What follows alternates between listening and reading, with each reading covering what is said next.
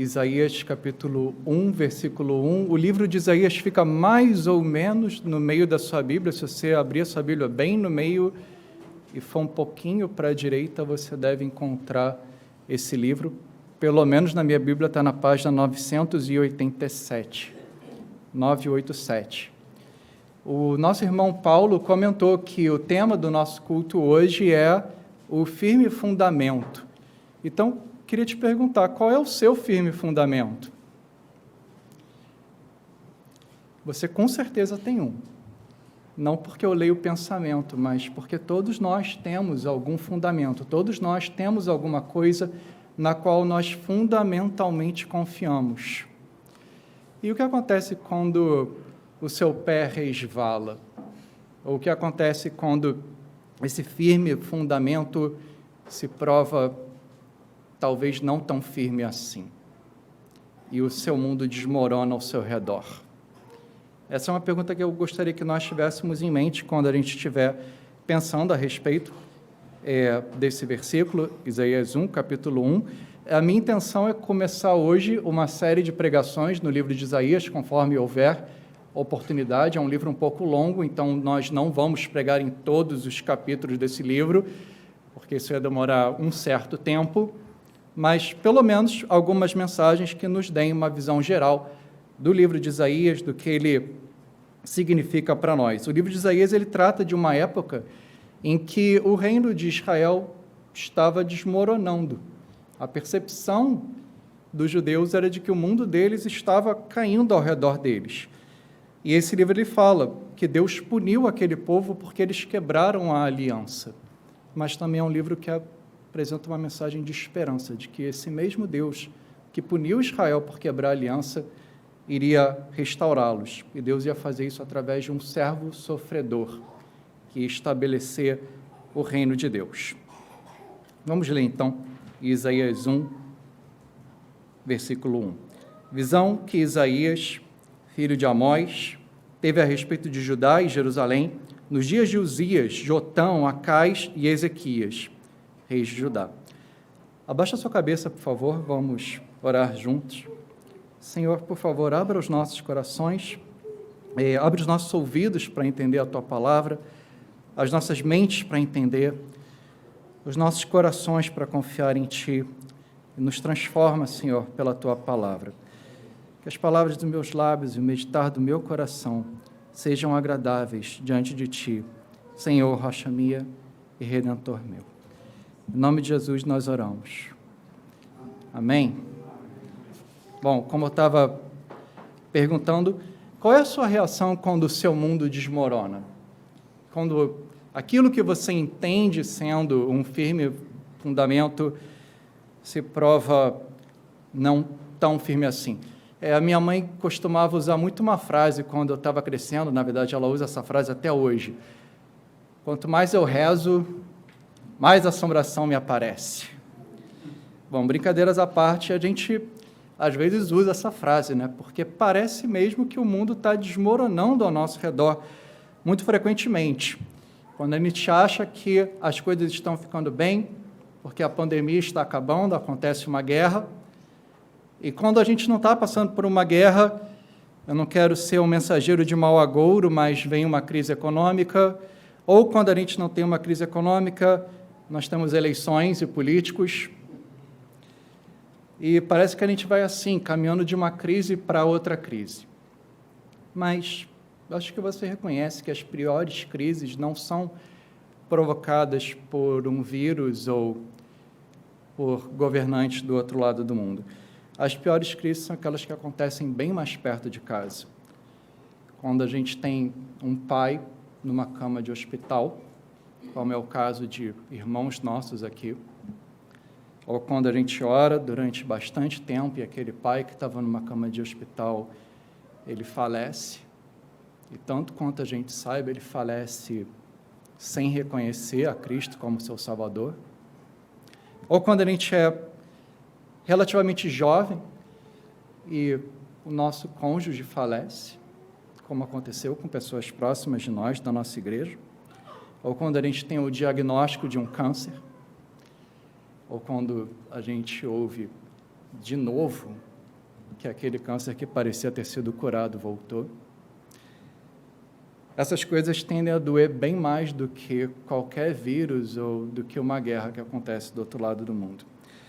Algumas dessas coisas são nossa culpa. Muitas vezes o nosso pecado acaba trazendo consequências para as nossas vidas, mas também existem coisas que acontecem que são imprevisíveis e a gente não escolheu. São simplesmente a consequência de que nós vivemos num mundo marcado pela queda, marcado pelo pecado. Bom, conforme eu comentei, Israel viveu num tempo de crise. Isaías viveu num tempo de crise. Isaías viveu no tempo em que o mundo parecia estar desmoronando. Ele viu que o povo de Israel estava se afastando de Deus. E por se afastar de Deus, o povo de Israel estava sofrendo consequências. Mas Isaías também recebeu uma mensagem de restauração, que seria feita através de um servo sofredor. A mensagem de Isaías, na verdade, pode ser resumida pelo nome de Isaías. O nome de Isaías significa o Senhor, ou Deus é a salvação. Deus é o Senhor da história. Apesar de que nós fazemos escolhas ruins, apesar de que a gente vive num mundo marcado pelas consequências do pecado, nós cremos que Deus é soberano, que nada foge do controle de Deus. Então, se isso é verdade, a nossa esperança não pode ser abalada. Porque nós temos um Deus santo, nós merecemos julgamento. Mas porque nós temos um Deus que é misericordioso e fiel, esse Deus nos oferece perdão e restauração. E essa, em geral, é a mensagem de Isaías. O que eu quero que a gente veja hoje é um panorama geral do livro de Isaías, e eu gostaria que nós víssemos isso em 4 tópicos. O tempo de Isaías, o livro de Isaías, a pessoa de Isaías e a mensagem de Isaías. Acompanharam? Então, o tempo de Isaías, o livro de Isaías, a pessoa de Isaías e a mensagem de Isaías. E o que a gente pode dizer a respeito do tempo de Isaías? A gente pode dizer que o tempo de Isaías não era tão diferente do nosso tempo. A gente leu que Isaías profetizou nos dias de Uzias, Jotão, Acais e Ezequias. Para ser mais exato, a gente lê em Isaías capítulo 6, versículo 1, que Isaías começou o seu ministério profético no ano da morte do rei Uzias. E a gente calcula que isso se deu em 740 a.C. E a gente lê mais adiante, no capítulo 37, versículo 38, Isaías narrando a morte de Senaqueribe. Senaqueribe foi um rei do Império Assírio. E a morte de Senaqueribe se deu em 680 a.C.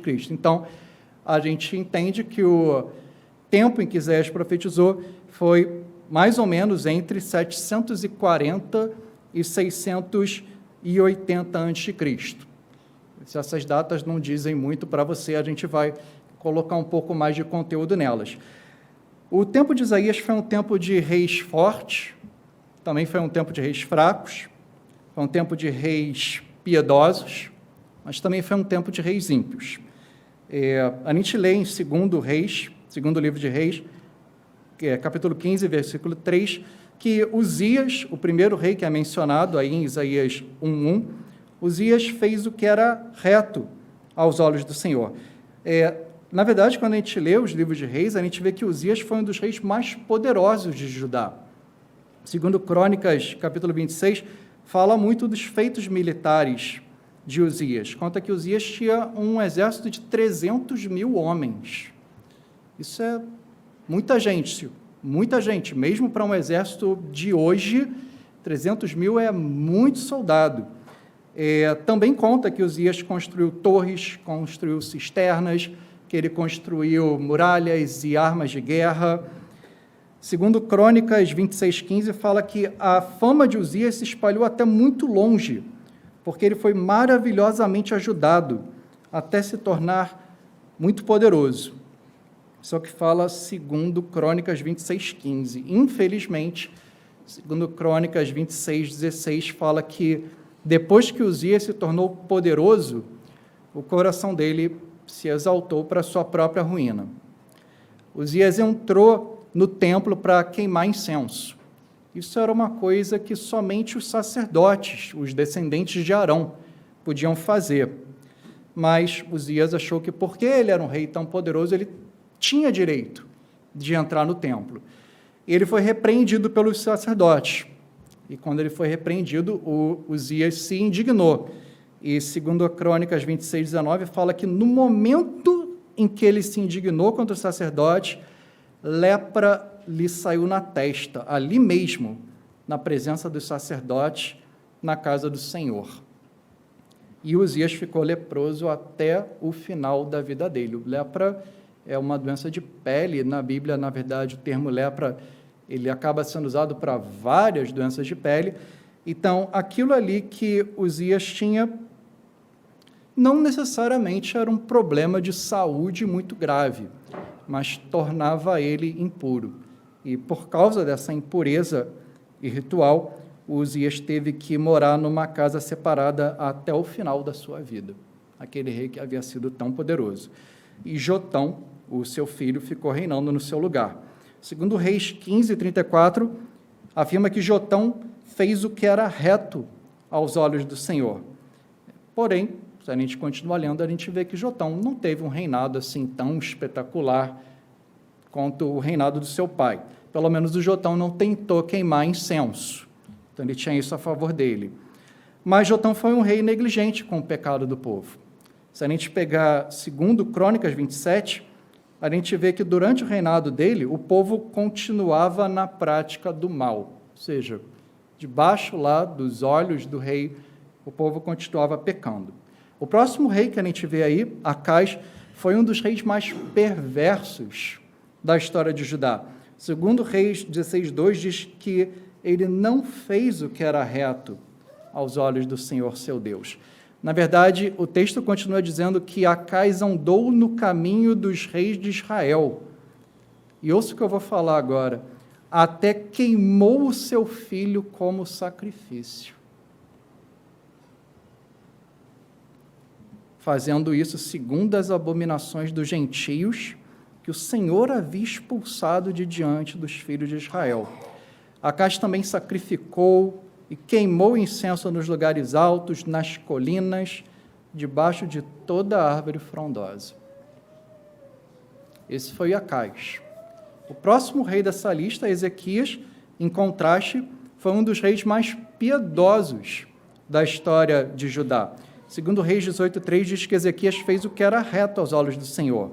E diz também que Ezequias confiou no Senhor, Deus de Israel, de maneira que não houve ninguém como ele entre todos os reis de Judá, nem antes, nem depois dele. O tempo de Isaías foi também o tempo de um reino dividido. A gente vê aí em Isaías 1, versículo 1, que Isaías profetizou primariamente a respeito de Judá e Jerusalém. Isso aconteceu porque muitos anos antes, em 930 a.C., o reino de Israel foi dividido em dois. Então, ficou um reino do norte, um reino do sul. O reino do norte, a gente chama esse reino de Israel mesmo. Isaías muitas vezes chama esse reino de Efraim, por causa da tribo de Efraim, que era a maior tribo dentro desse reino de Israel. E o reino do sul, a gente geralmente chama de Judá, pela mesma razão, porque Judá era a maior tribo dentro desse reino do sul. Então, quando Isaías estava profetizando, entre 740 e 680, esses dois reinos já estavam divididos há 200 anos. Então, havia realmente pouca esperança de que eles fossem se reunir. O tempo de Isaías também foi um tempo de muitos perigos. Uma coisa que é muito importante a gente mencionar a respeito do tempo de Isaías é a ameaça do Império Assírio. A Síria foi um dos grandes impérios da Antiguidade. A gente ouve falar, do Império Romano, ou do Império Macedônio, ou do Império Babilônico. A Síria foi um desses grandes impérios e foi particularmente importante para a história de Judá e Israel. Segundo Reis, capítulo 15, conta que Tiglat-Pileser, rei da Síria, ele começou a conquistar Judá e Israel. E o próximo capítulo, segundo Reis 16, conta que os reis de Israel, quer dizer, o reino do norte, e o rei de Damasco, eles pressionaram o rei Acais para que fizesse uma aliança com eles, para que então esses três, Israel, Judá e Damasco, juntos os três, resistissem à Assíria. E Isaías, a gente pode ver no capítulo 7, ele aconselhou a Acais que, diante de tudo aquilo, colocasse a sua confiança em Deus.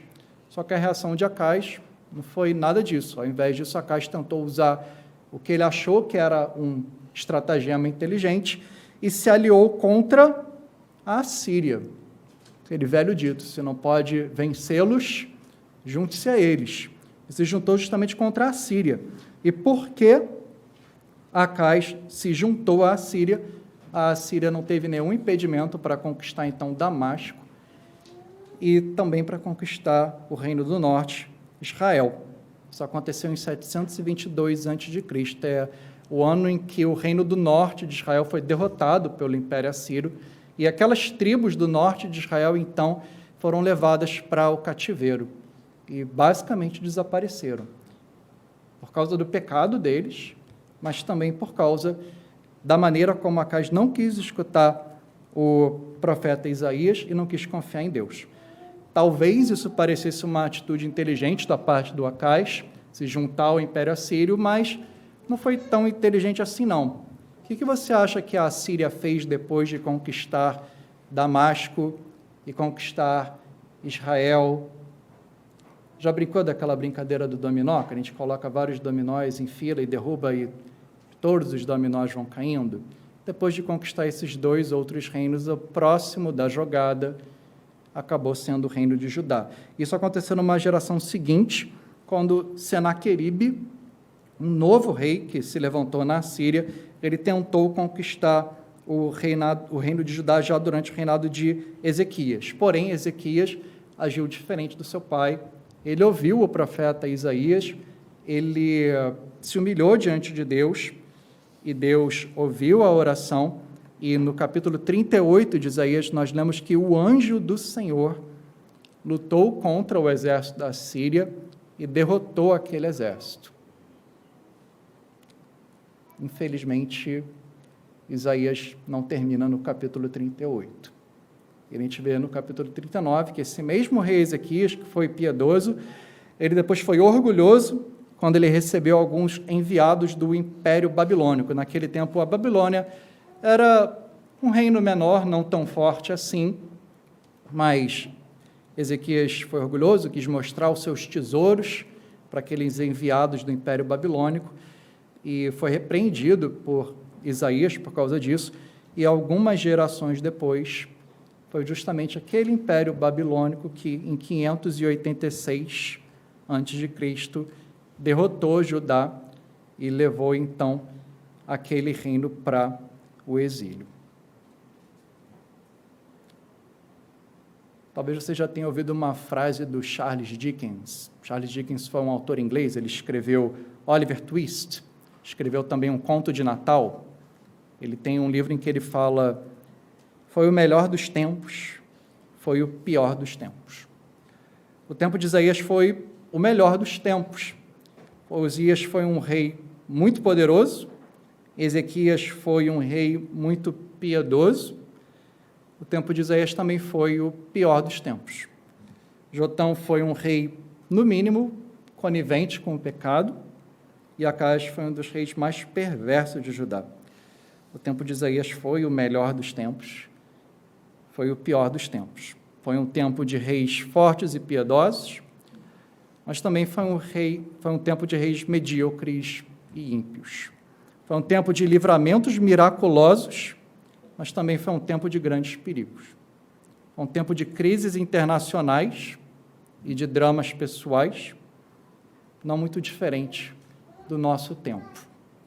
Um dos erros que a gente comete é pensar que nós estamos vivendo no pior dos tempos. Alguns cristãos, em especial, têm uma verdadeira fascinação com marcar o final dos tempos. Gostam de ler Apocalipse tentando marcar a data da segunda vinda de Jesus. Essa não deve ser a nossa atitude. A nossa atitude deve ser de confiar que Deus é o Senhor da história, que o mundo não vai acabar nem um dia antes e nem um dia depois do que Deus determinou. Quando o nosso mundo parece desmoronar ao nosso redor, nós devemos confiar que o mesmo Deus que sustentou Isaías no seu tempo vai nos sustentar no nosso tempo. Esse é o nosso primeiro ponto, o tempo de Isaías. O nosso segundo ponto é o livro de Isaías.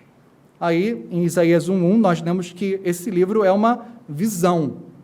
Pode parecer uma palavra inocente, mas, na verdade, essa palavra já indica para a gente qual é o gênero do livro que nós estamos lendo. Esse daqui é um livro profético. E uma parte importante da gente entender esse livro é entender a estrutura do livro, quer dizer, como esse livro é organizado. Existe razoável debate nessa área, mas a proposta mais tradicional é de que o livro de Isaías é dividido em duas partes, do capítulo 1 até o capítulo 39 e do capítulo 40 ao capítulo 66. Eu acho que essa divisão é fácil para a gente lembrar. A Bíblia tem quantos livros? 66. E quantos capítulos tem Isaías? 66. E quantos livros tem no Antigo Testamento? 39, gente. Tem 39. E no Novo Testamento, 27. Então, assim como a gente tem a Bíblia com 66 capítulos, 39 no Antigo Testamento, 27 no Novo, Isaías tem 66 capítulos, a gente tem 39 capítulos, não é o Antigo Testamento de Isaías, mas vamos lá, e depois tem 27. É só um método mnemônico para a gente se lembrar dessa divisão. É uma divisão que é, como eu disse, bastante tradicional e também bastante convincente. Os capítulos 1 a 39 falam a respeito dos contemporâneos do profeta Isaías, falam das coisas que aconteceram efetivamente nos dias de Uzias, Jotão, Acais e Ezequias, coisas que aconteceram antes do exílio babilônico. Se a gente observar, os capítulos 40 a 66, eles falam a respeito de coisas que ainda iriam acontecer, coisas que aconteceram depois do exílio, conta uma mensagem de esperança, de restauração para aqueles que foram levados para o exílio.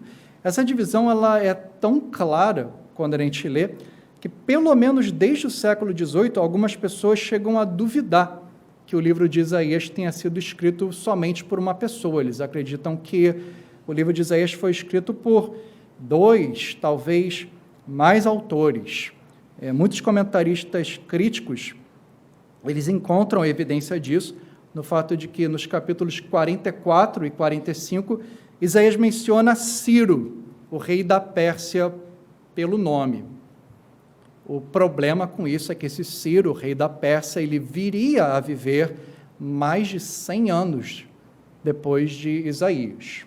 E comentaristas críticos veem um problema nisso. Como que Isaías podia citar Ciro, sendo que ele só ia viver 100 anos depois?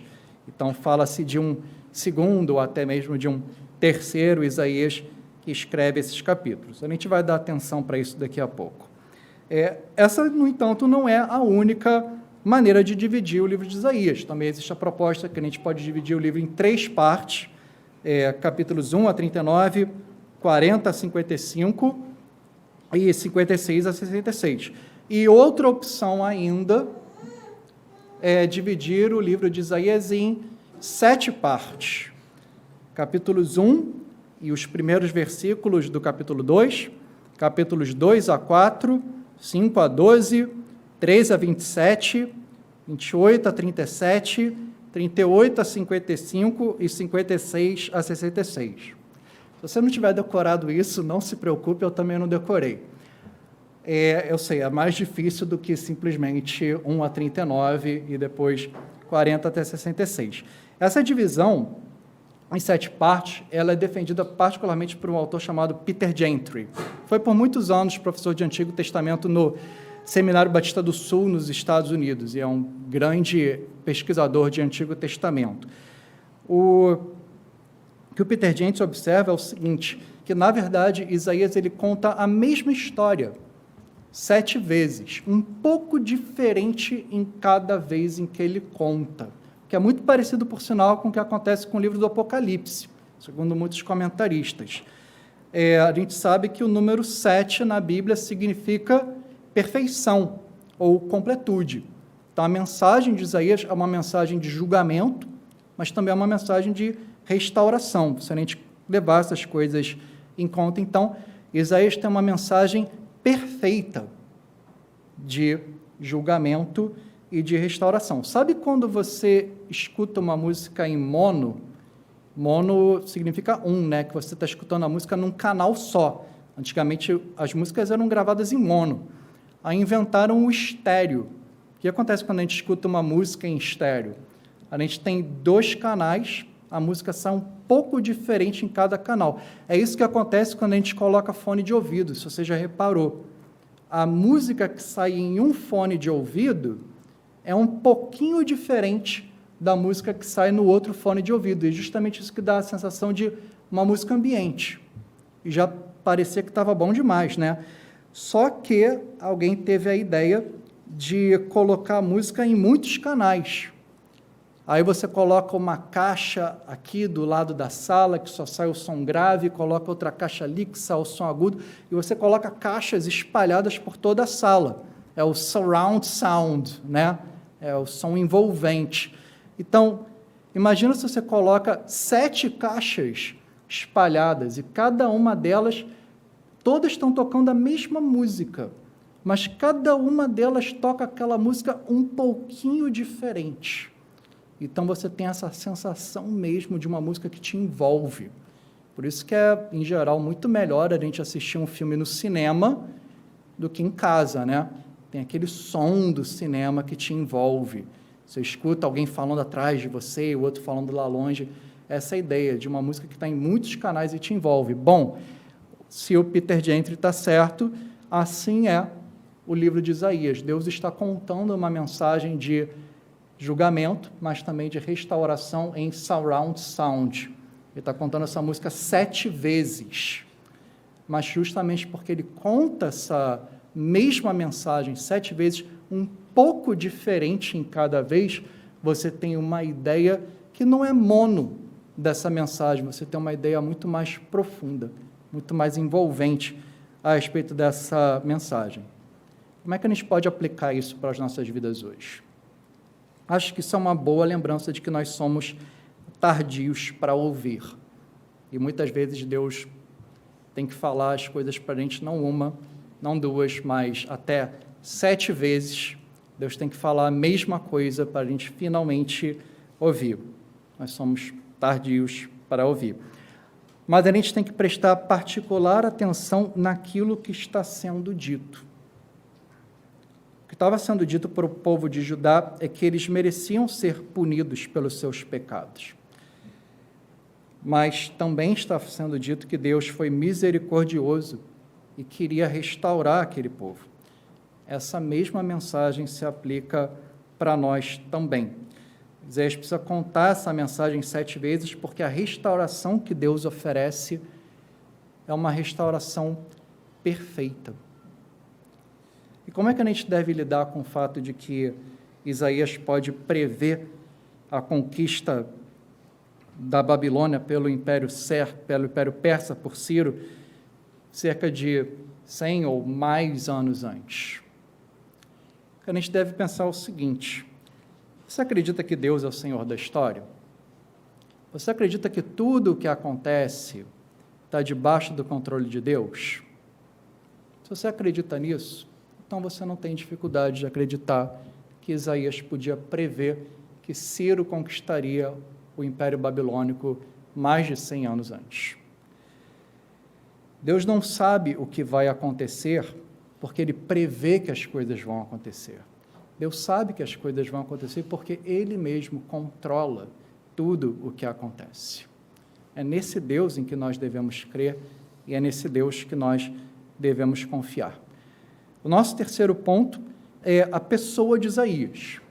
Então, a gente viu o tempo de Isaías, a gente falou sobre o livro de Isaías, mas e essa pessoa por trás do livro? E a principal coisa para comentar é que nós não sabemos muito a respeito do profeta Isaías.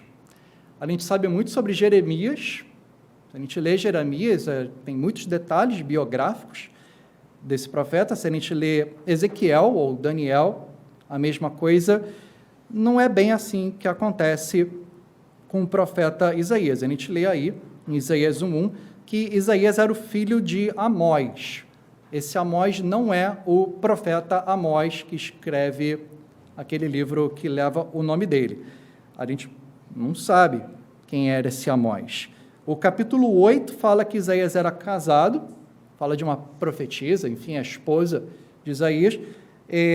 A gente também vê que Isaías e a sua esposa tinham pelo menos 2 filhos.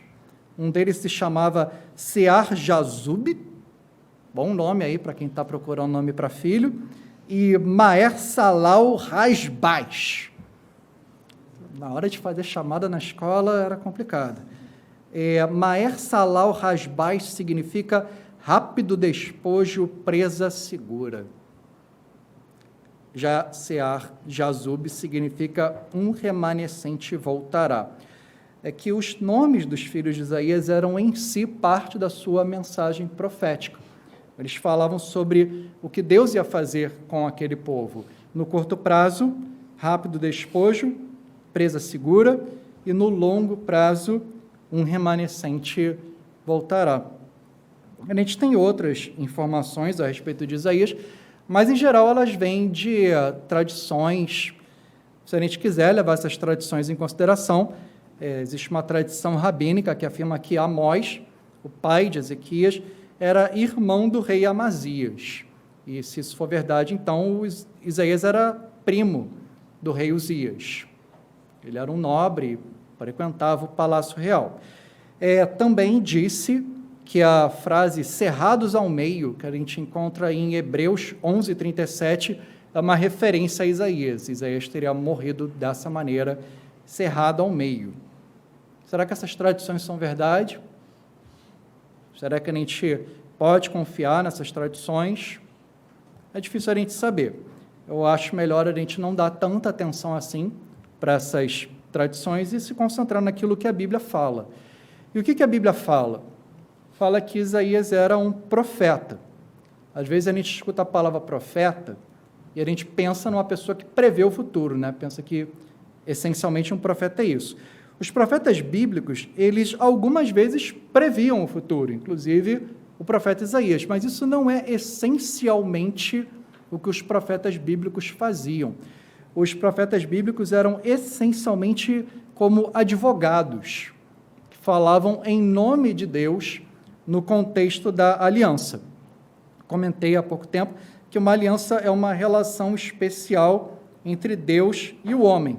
Deus entra nesse relacionamento especial com o homem e exige obediência dentro dos termos da aliança. Existem coisas que você precisa fazer dentro de uma aliança. Se você obedece à aliança, então você recebe bênçãos. E se você desobedece à aliança, quer dizer, se você quebra a aliança, então você recebe as maldições que são previstas ali naquela aliança.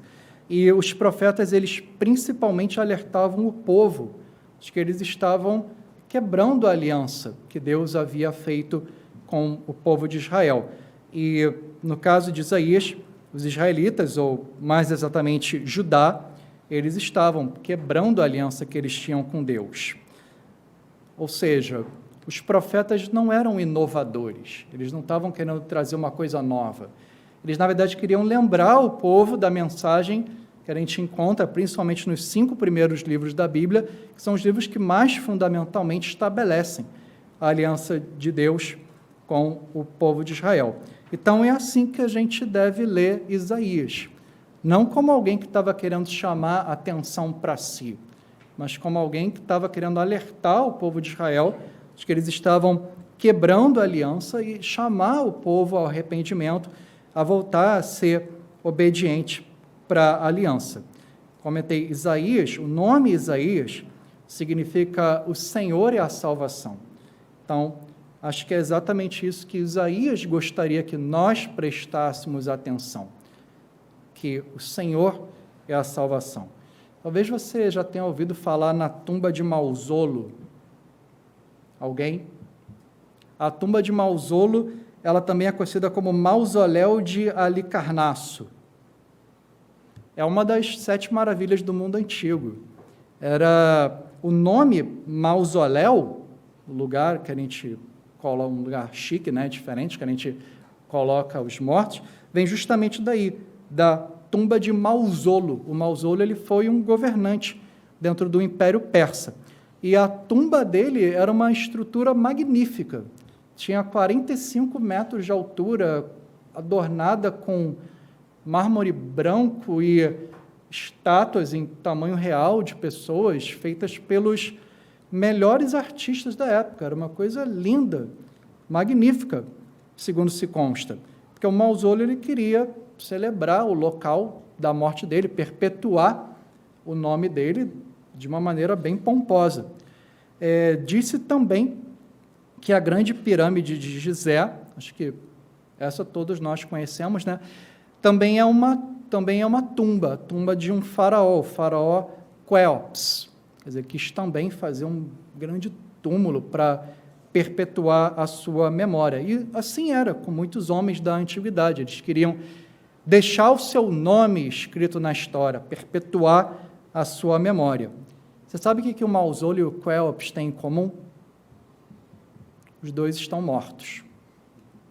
Sabe por que você nunca ouviu falar na tumba de Mausolo? Porque ela foi destruída por vários terremotos. Não existe nada dela hoje. A pirâmide continua lá, mas não é a mesma coisa que foi um dia. Se tornou também uma ruína. Isaías não queria perpetuar o nome dele. Ele não queria chamar atenção para si. Ele queria chamar atenção para a mensagem que o nome dele contava, que o Senhor é a salvação. Às vezes nós queremos perpetuar o nosso nome. Às vezes essa é a nossa preocupação. Nós queremos ser lembrados.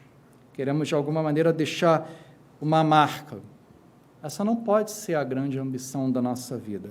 A ambição da nossa vida é querer que o nome do Senhor seja lembrado e que seja louvado, como Ele é digno que seja. A gente tem que aprender a lição. A mensagem que nós queremos trazer é que realmente importa. E falando na mensagem, o nosso quarto ponto é a mensagem de Isaías. Conforme eu estava falando, Isaías significa o Senhor e a salvação. E a gente pode resumir a mensagem toda do livro justamente no nome de Isaías. Algumas pessoas já disseram que Isaías é quase como se fosse um quinto evangelho, junto dos evangelhos no Novo Testamento.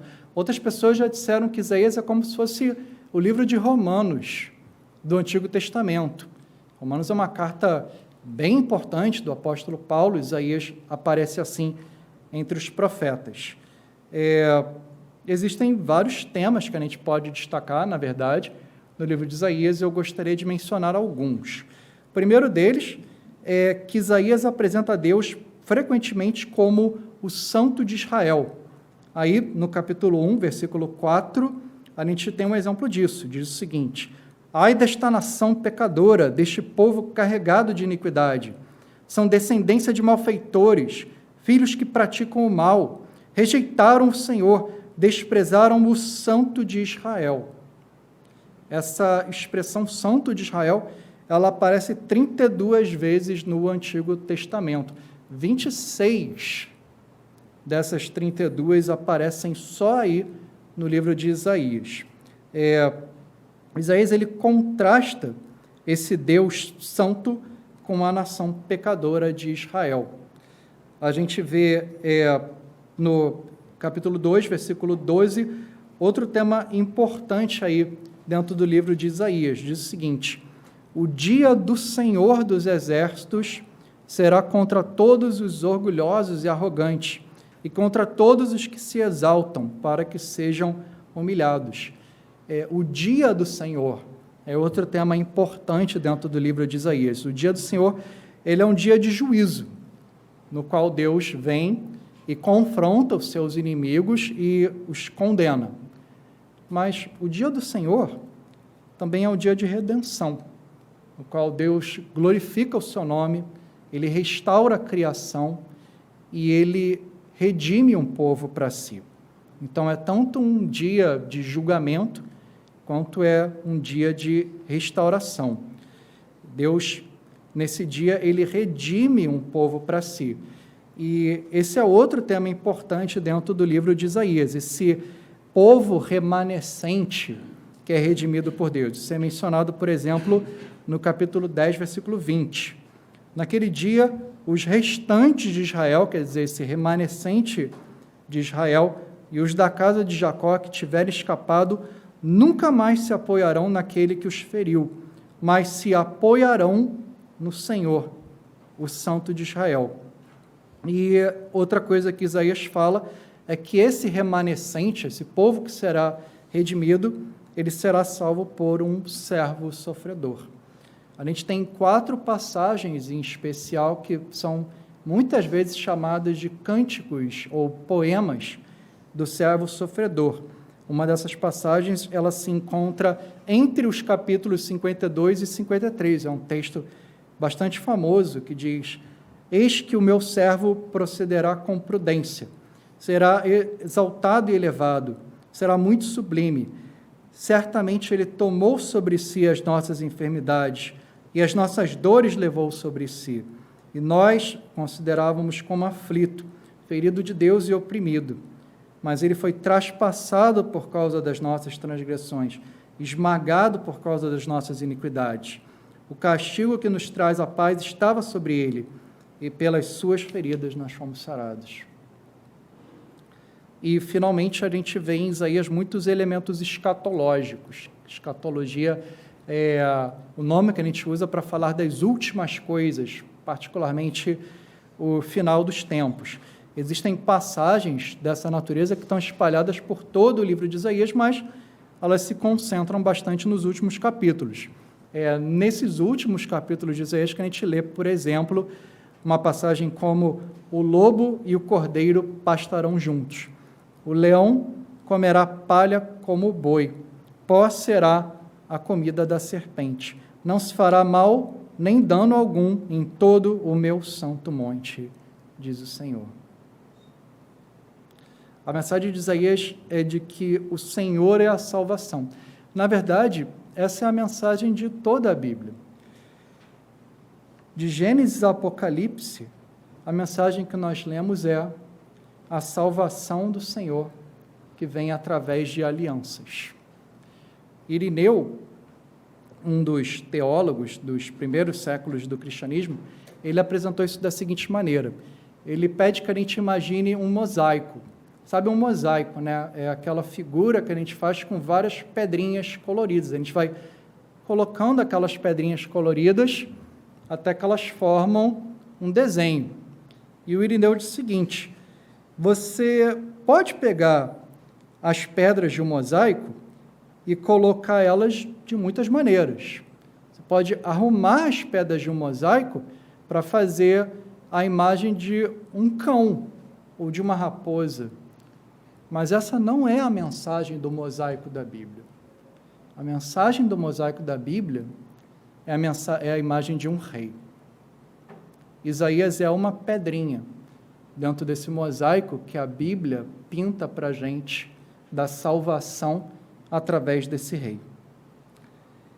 O que a gente deve fazer diante da mensagem de Isaías? A gente precisa, em primeiro lugar, reconhecer o pecado nas nossas vidas. O povo de Judá naquela época pecava principalmente de 2 maneiras: através da idolatria, eles tinham outros deuses, muitas vezes de uma maneira bem escrachada, às vezes de uma maneira mais sutil. E o povo de Israel também era um povo ímpio, que não se preocupava com os órfãos e com as viúvas e com os estrangeiros, aquilo que nós hoje chamaríamos de injustiça social. Isaías tem muito a falar a respeito disso. Muitas vezes esses são os nossos pecados hoje: a idolatria ou a falta de cuidado com as pessoas vulneráveis. Isaías mostra que o povo de Israel e o povo de Judá sofreram a penalidade por causa do pecado deles. A penalidade para eles foi o exílio pelo Império Assírio ou, mais tarde, pelo Império Babilônico. O nosso pecado pode nos levar a uma penalidade muito mais séria. Não de ser separado da terra de Canaã, mas de sermos separados de Deus. Mas Isaías profetizou que um servo sofredor sofreria a penalidade pelos pecados de Israel. Esse servo, quando a gente chega no Novo Testamento e ele lança a luz sobre o profeta Isaías, a gente vê que esse servo era Jesus Cristo. Jesus Cristo pode pagar pelas penalidades dos nossos pecados também. Isaías fala a respeito de um futuro reino de glória. É desse reino que nós podemos fazer parte, se nós confessarmos os nossos pecados e colocarmos inteiramente a nossa confiança para a nossa justiça nesse servo sofredor em Jesus Cristo. Embora, às vezes, aquilo que a gente considera um firme fundamento nos falhe e o mundo pareça desmoronar ao nosso redor, nós devemos confiar. Às vezes nós sofremos por consequência dos nossos pecados. Às vezes, na verdade, nós não sofremos de maneira nenhuma, porque Deus, em sua graça, mesmo nós sendo pecadores, Ele nos livra daquilo que nós, de fato, mereceríamos. Mas, queiramos ou não, nós estamos numa aliança com Deus. Todos nós. Existem duas alianças, nós estamos em uma delas. Ou nós estamos em uma aliança de obras, em Adão, tentando conquistar a nossa salvação através dos nossos próprios méritos, ou nós estamos em uma aliança de graça, debaixo de Jesus Cristo, confiando totalmente na obra de Cristo para a nossa salvação. Se nós confessarmos os nossos pecados, Ele é fiel e justo para nos perdoar os pecados e nos purificar de toda injustiça. Então, eu queria repetir a pergunta. O que você faz quando você perde o seu aparente firme fundamento, quando o seu mundo desmorona? Isaías está lembrando para a gente que por causa do nosso pecado, porque Deus é santo, nós merecemos ser condenados pelos nossos pecados. Mas o livro de Isaías também nos lembra que Deus é misericordioso e fiel, e que Ele oferece para a gente restauração, um relacionamento renovado com Ele. E isso acontece através de um servo sofredor que vive uma vida perfeita no nosso lugar e morre a morte que nós merecemos morrer. Mas Ele venceu a morte e ressurgiu. Somente esse servo sofredor pode nos salvar. O Senhor é a nossa salvação. Essa é a mensagem de Isaías. E é nisso que nós devemos confiar. Vamos orar? Senhor, de fato, o Senhor é santo. Na verdade, o Senhor é santo, santo, santo. A tua santidade é maravilhosa, mas ela acaba também revelando o nosso pecado. Por favor, perdoa a nós pelos nossos pecados e nos restaura, Senhor. Nós queremos estar em Jesus Cristo, em união com Ele, para a nossa salvação. E nós te pedimos, Senhor, para qualquer um que está aqui, que ainda não confessou os seus pecados, não colocou a sua confiança completamente na obra perfeita e acabada de Cristo. Que o Senhor transforme o coração dessa pessoa e que transforme os nossos corações também, Senhor, para vivermos de uma maneira que seja condizente com essa fé que nós confessamos. Em nome de Jesus nós oramos. Amém.